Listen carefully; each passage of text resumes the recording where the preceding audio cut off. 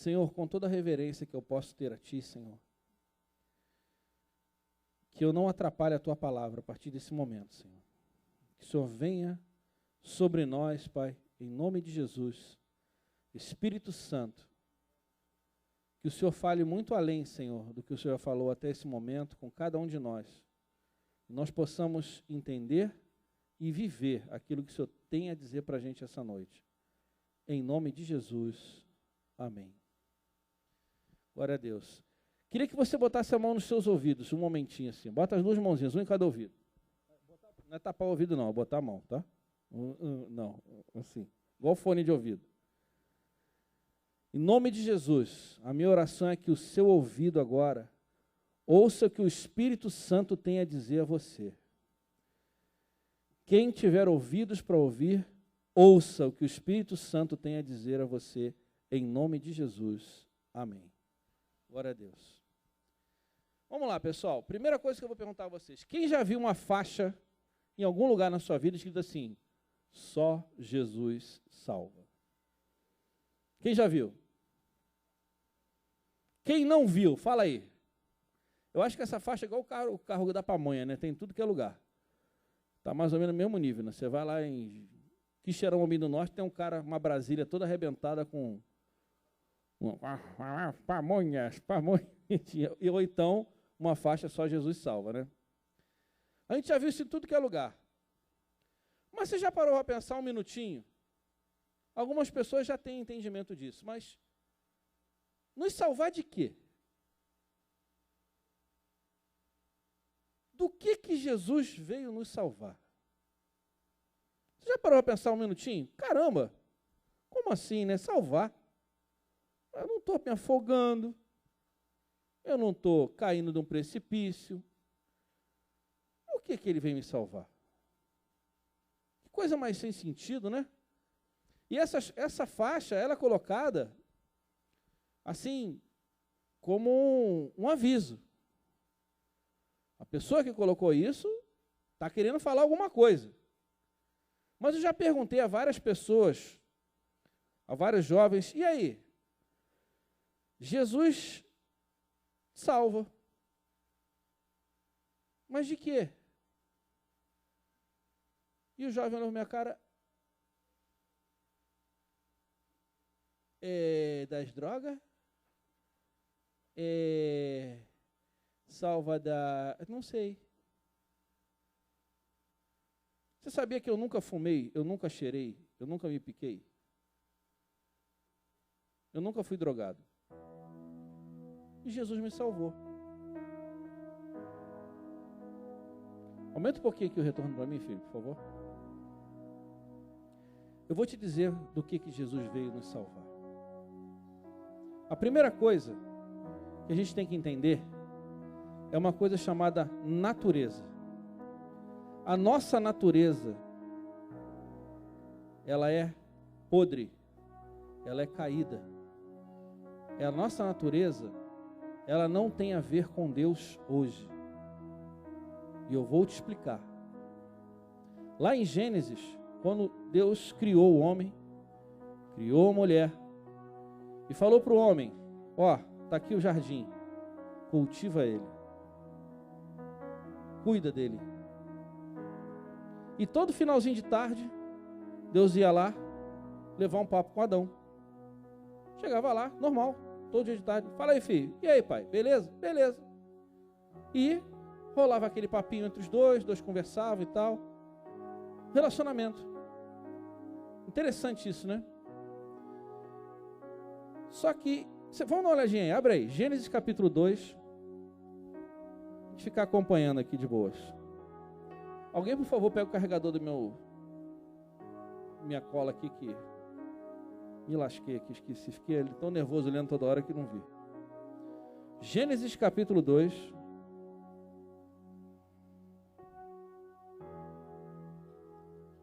Está aí na minha mochila.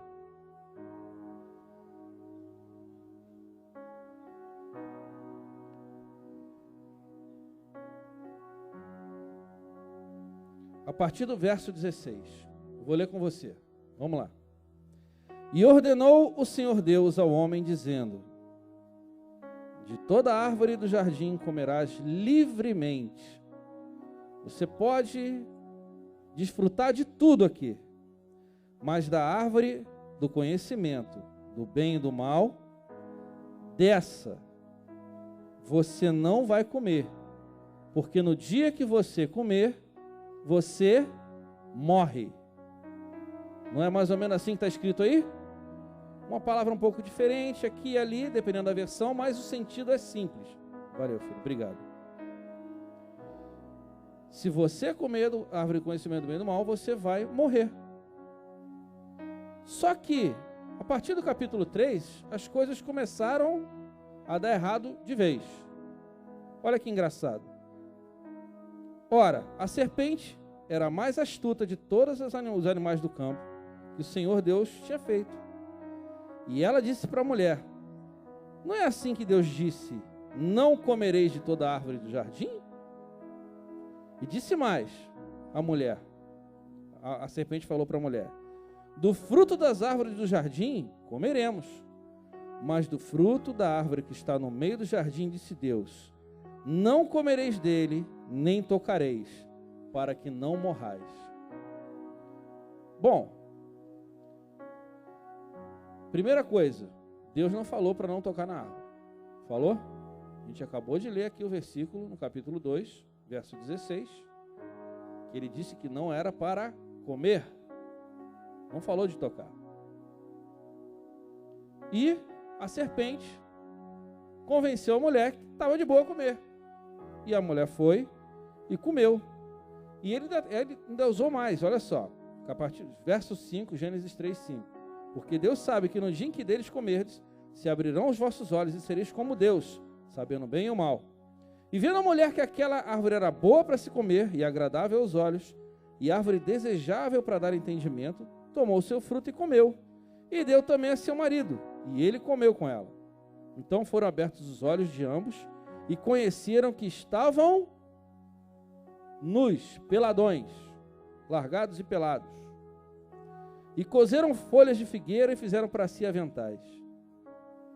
E a agenda de Deus estava seguindo. Finalzinho da tarde, quem chegou para bater um papo? Deus. Estava na agenda, normal. Chegou lá. Ouviram a voz do Senhor Deus, que passeava no jardim pela viração do dia. E Adão se escondeu, e ele e sua mulher se esconderam da presença do Senhor, entre as árvores. E chamou o Senhor a Adão e disse: cadê você, meu filho? E ele disse: ouvi a sua voz no meio do jardim, e eu temi, porque eu estava nu e eu me escondi. E aqui começa um problemão. E esse problemão persiste até hoje, porque é uma desobediênciazinha desse tamanhozinho. Concorda comigo que era uma desobediênciazinha miudinha? Vou só comer aquela fruta ali. Você pode fazer o que você quiser, qualquer coisa, milhões, milhares de coisas, só isso aqui que não. E onde é que os bonitões forem? Só isso aqui. Desobedeceram uma ordem simples, foi uma coisa tranquila, né? Aos olhos deles, não, um negocinho de nada. E eles comeram, olharam um para o outro, mas a gente não morreu. Eles não entenderam que eles passaram de imortais para mortais. A partir daquele momento, a morte passou a ser o destino do homem. O final é a morte. E mais importante do que a morte física, também a morte espiritual. E aí, meu querido, deu tudo errado. Olha que louco. Eu vou te perguntar aqui no próximo versículo. Lê aí para mim no versículo 11. Eu vou te perguntar se Deus está fazendo uma acusação ou se Ele está perguntando. Quem te mostrou que estavas nu? você por um acaso comeu da árvore que eu te ordenei que não comesse? Deus não acusou, ele perguntou, porque a acusação não é o caráter de Deus. O termo acusador, ele vem da raiz Satanás, que é o acusador. E Deus perguntou, como assim? E Adão falou, a mulher, olha aí a acusação, que tu me deste, ela me fez comer. Em 2 versículos, você e eu conseguimos enxergar 2 naturezas completamente diferentes. A natureza santa, imutável e inabalável de Deus, perguntando, você fez isso? E a natureza já caída, podre e derrotada do homem, acusando a Deus de tê-lo feito desobedecer a ele mesmo. Olha a diferença. E aí, a coisa seguiu. A mulher que me deste por companheira, ela me deu a árvore e comi. E disse o Senhor Deus à mulher, por que você fez isso? E Deus continua imutável. Ele está perguntando. E disse a mulher, a serpente me enganou. Acusação. Caído. E eu comi. Então o Senhor disse à serpente. Então, a partir desse momento, Deus mostra para a gente uma outra faceta dele. Ele é juiz. Ele não é acusador. Ele é juiz. E aqui ele declara a sentença. E a sentença é: o Senhor disse à serpente, porquanto fizeste isso, maldita serás sobre toda a besta da terra, e mais que todos os animais, maldita serás mais que toda besta, e mais que todos os animais do campo, sobre o teu ventre andarás, do pó comerás todos os dias da tua vida. E porém inimizade entre ti e a mulher, entre a tua semente e a sua semente, E essa lhe ferirá a cabeça, e tu lhe ferirás o calcanhar. Parou. Alguém viu Deus acusar alguém aqui? Numa boa. Nós temos aqui Deus como juiz. A partir do momento em que Adão desobedeceu, aquela coisinha, né? Aquela coisinha, não tem nada demais. A natureza do homem se transformou em algo terrível. A morte entrou no homem.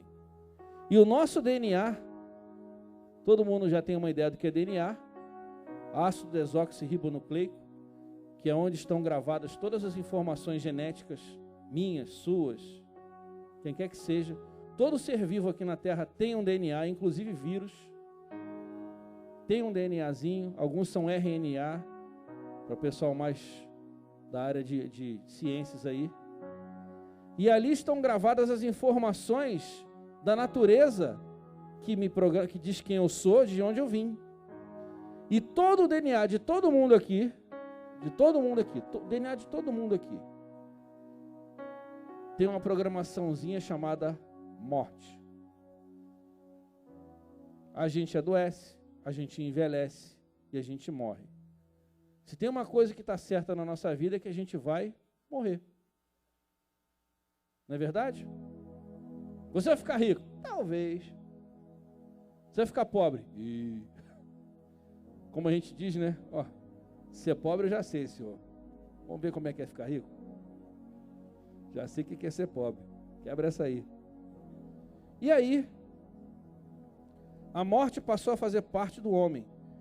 E aí, o pecado, olha só, pecado, não é que nomezinho feio, né? Ah, não aguento mais a ver esse tal de pecado. Tá bom, vamos chamar de outra coisa? Pecado, erro, amártia em grego, que quer dizer errar o alvo, vacilo, Zé Rolice, Zé Goiabice, malandragem, vacilação, desobediência, manesice, pode escolher o que você quiser. Tudo isso termina na definição de pecado. Passou a fazer parte do DNA do homem. O que você pode chamar de que você quiser, mas já era, está aí. Então, para esse pecado ou dívida, alguma coisa tinha que ser feita. O problema é que quando o homem caiu, ele passou a ser mortal na carne e também no espírito. E aí, como é que faz? A morte de carne, você morre. E o teu espírito, se ele não tiver regenerado, vai morrer também.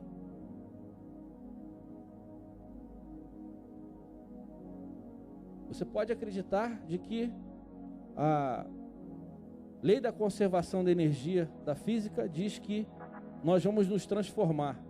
Porque a lei da conservação da energia diz que o somatório de tudo é sempre o mesmo. Mas quando a gente morre, o nosso material biológico vai para a natureza, os vermes vão comer, nós vamos virar pó, porque a gente veio de lá. Mas e o nosso espírito? Para onde vai? Já que a lei da conservação da energia é a mesma. Estou aplicando uma lei da física no mundo espiritual. O teu espírito vai para algum lugar. E aí você vai para a perdição eterna ou você vai para a salvação eterna. Estou aplicando física. Então vamos em frente.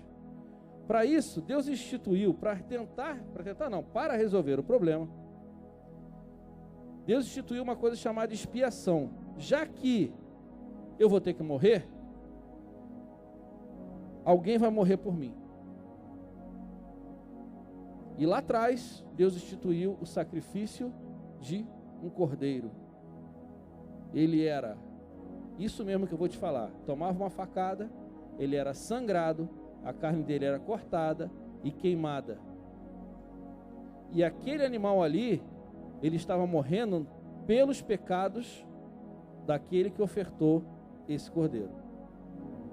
Esse ritual é um ritual que Deus instituiu lá no passado, mas era apenas uma sombra do que viria mais à frente. Por quê? Porque aquele animal é um animal, ele não tem o mesmo valor que eu e que você.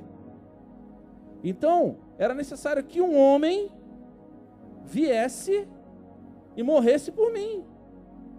Só que esse homem não poderia ter uma natureza carnal. No DNA dele não poderia constar programada a morte e o pecado. Porque senão não adiantava nada, os caras iam morrer à toa. Não havia como. E aí aconteceu uma coisa sensacional. Deus resolveu dar um jeito nisso. Eu estou contando aqui isso para vocês de forma temporal, tá? Mas isso aconteceu atemporalmente. Estou aqui sendo didático com vocês. Bom, você deve estar se perguntando. E eu me perguntei quando eu estava lendo isso aqui. Pô, Deus podia ter quebrado meu galho, né? Quebrado o galho de Adão. Pô, Adão, essa aí eu vou deixar passar, né? A próxima, hein? Não rola. Sabe por quê? Deus é Deus porque Ele tem alguns atributos. Se Ele não tivesse esses atributos, Ele não seria Deus. Entre esses atributos tem uma coisa incrível. Chama-se imutabilidade. Ensaiei bastante, hein? Eu estava na aula hoje, eu ensaiei algumas palavras hoje lá. Ele não muda, Ele é o mesmo ontem, Ele é o mesmo hoje e assim Ele o será.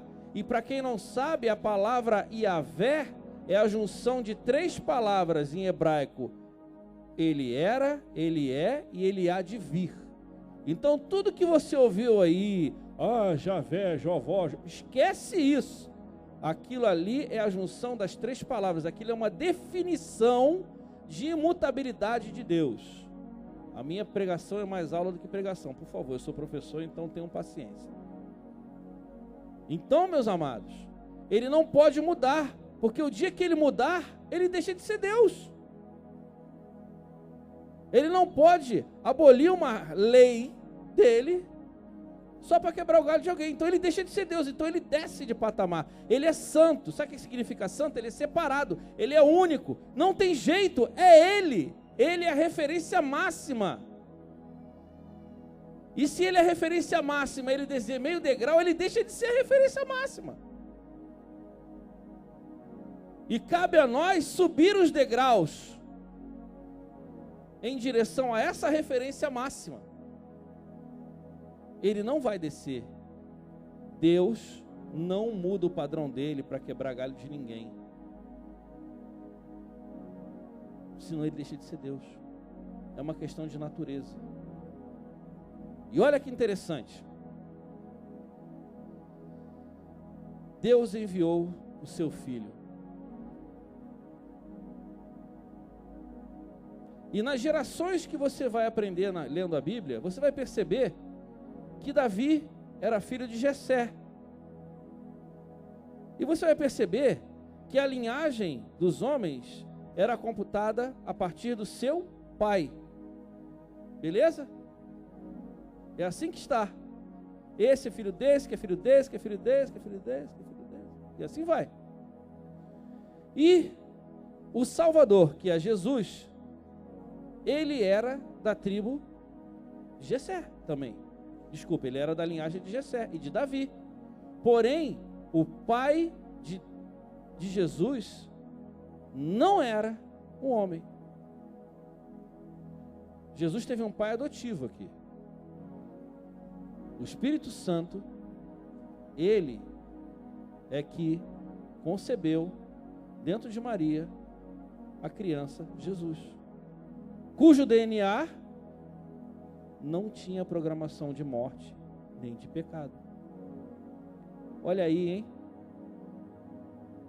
Ah, mas espera aí. Se você está me dizendo que ele não tinha pecado, então ele era Deus? É, ele é Deus. E ao contrário de que qualquer pessoa possa dizer para você que a Bíblia não afirma que Jesus é Deus, eu provo para você agora, através da palavra, que a palavra diz que Jesus é Deus. Abra, por favor, em João 14, verso 16.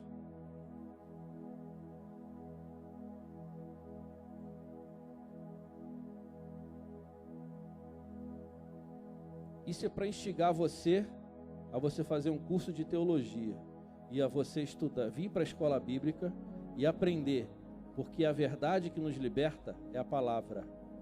E ela mesmo diz que conhecereis a verdade e essa mesma verdade vai te libertar. Olha só que interessante. Esse versículo passa batido, facinho, para quem não quer entender, para todo mundo. Você lê, é o que eu falo para todo mundo. Leia a Bíblia como um livro, leia todo dia, medita rapidinho, mas leia ela toda, conheça ela e estude ela. São coisas diferentes, conhecê-la e estudá-la.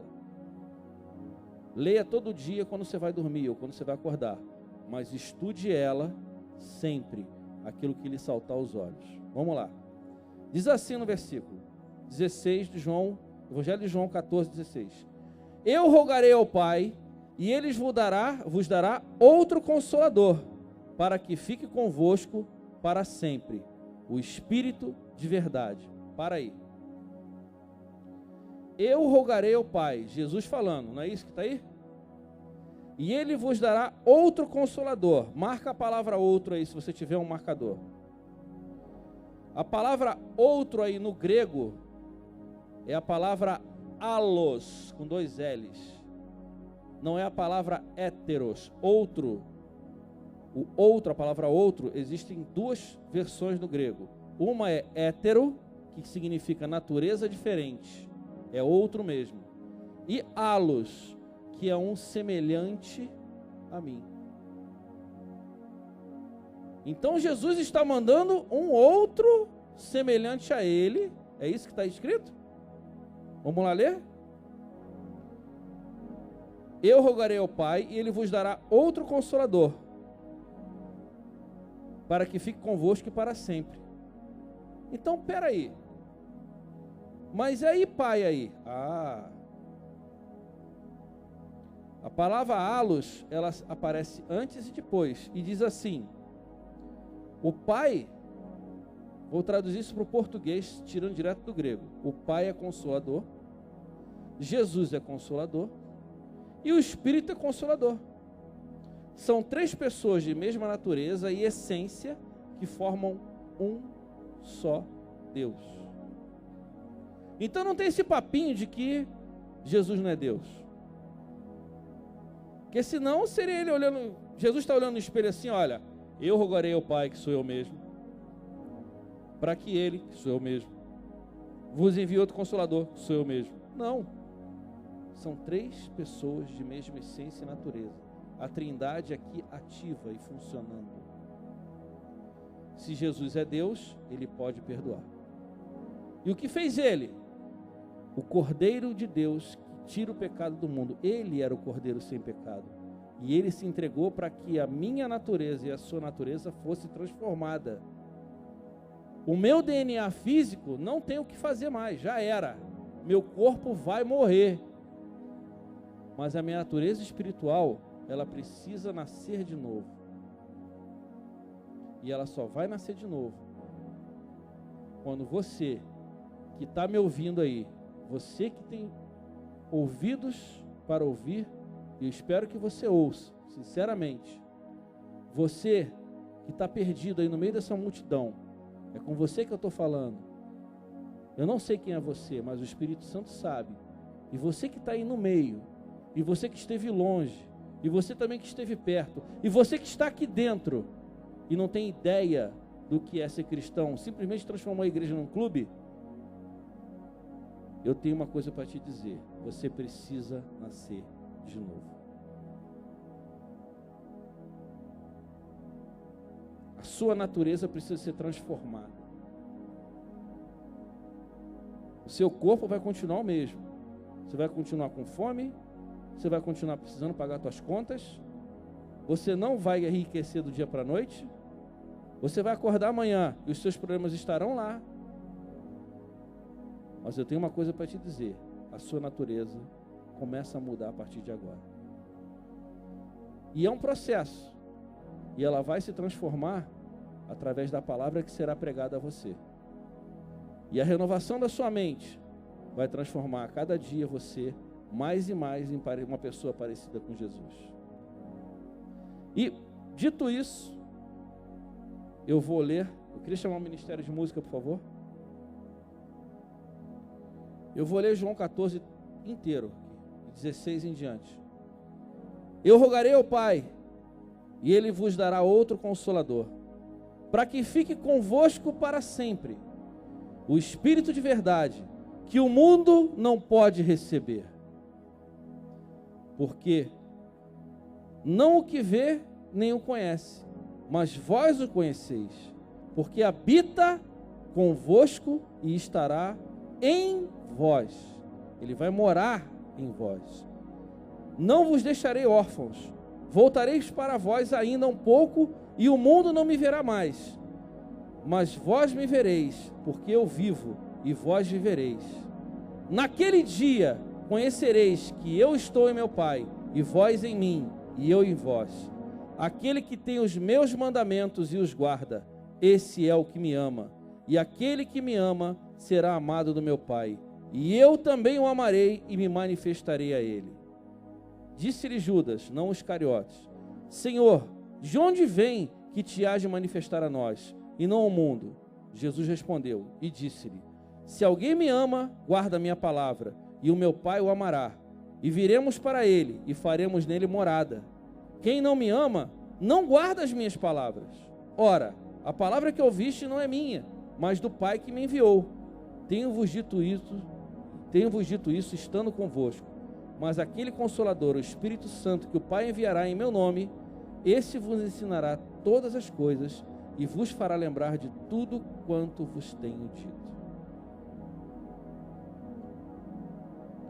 Temos ouvido desde pequenininho, Jesus breve voltará. Você sabia que Jesus já voltou para muitas pessoas? Aqueles que tiveram Ele no coração e faleceram e morreram, nesses 2000 anos, Jesus já voltou para eles.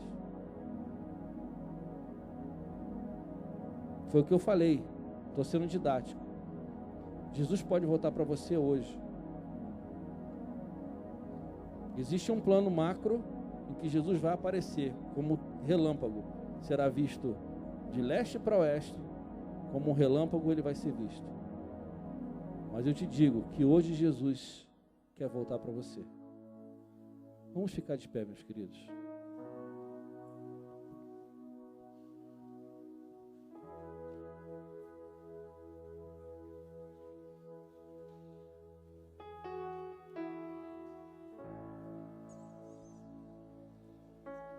Você que esteve longe não apenas fisicamente, mas esteve longe estando aqui do nosso lado. Você que nunca ouviu falar, de repente, da palavra dessa maneira que eu falei, e tudo que eu fiz foi ler. Não usei de minha opinião, eu analisei com você rapidamente a palavra.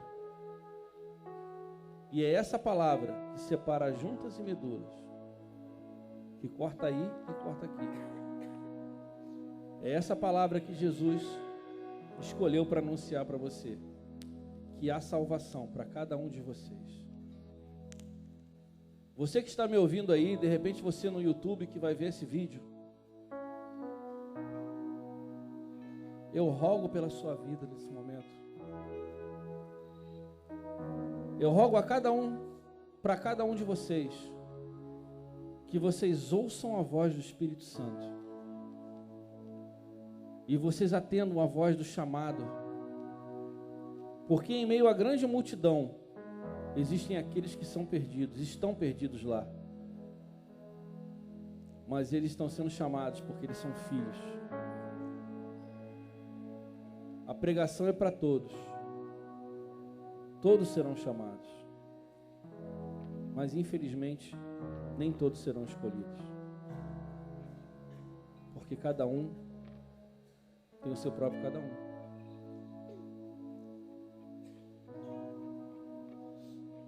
Feche teus olhos, vamos adorar o Senhor.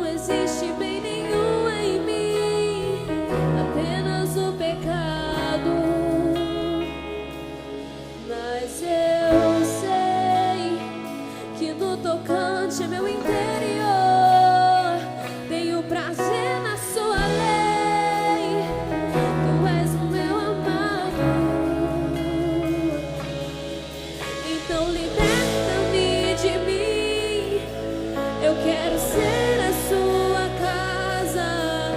Se você estiver aqui, eu sei, eu venço o pecado.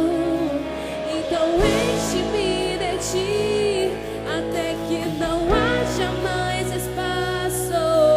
Pois quando estou em tua presença, o meu viver é transformado. Liberta-me de mim, eu quero ser a sua casa.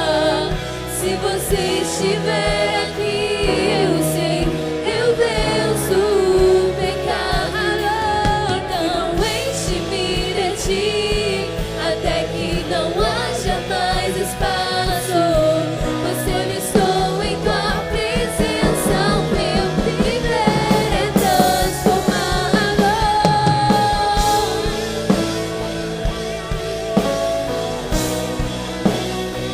Sou transformado.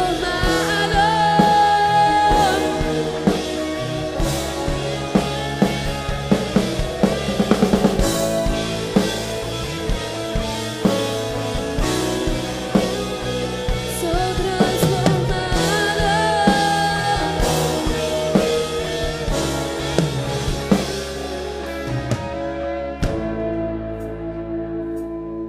Senhor, eu rogo por aqueles, Senhor, que hão de crer em Ti, Senhor. Eu rogo por aqueles que aqui estão, Senhor, que precisam, nesse momento, Senhor, de algo mais profundo nas suas vidas, Senhor. Por aqueles que não Te conhecem aqui, Senhor, e por aqueles que até ficam caminhando em volta, mas ainda não mergulharam, Senhor, na Tua presença, Pai. Você